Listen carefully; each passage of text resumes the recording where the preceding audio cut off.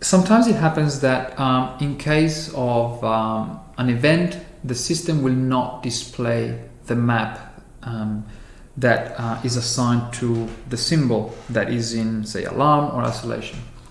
This is because the system is programmed to jump to a different screen. It could be, for example, this screen.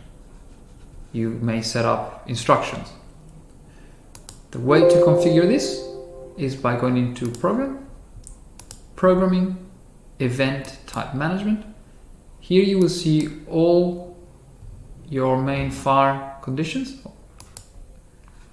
Now you can edit each individual one,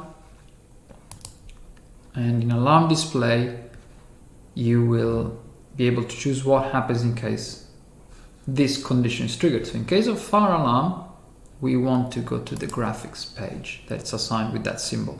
So we'll choose this option. That is probably the most popular option, and we can do so for all symbols. Now you can go on with this. Let's assume that we don't want to do that in case of maintenance.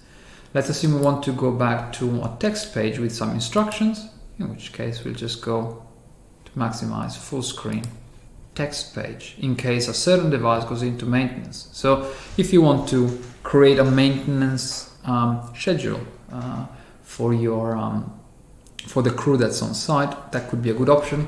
Generally speaking, people are happy just to jump to a graphics page.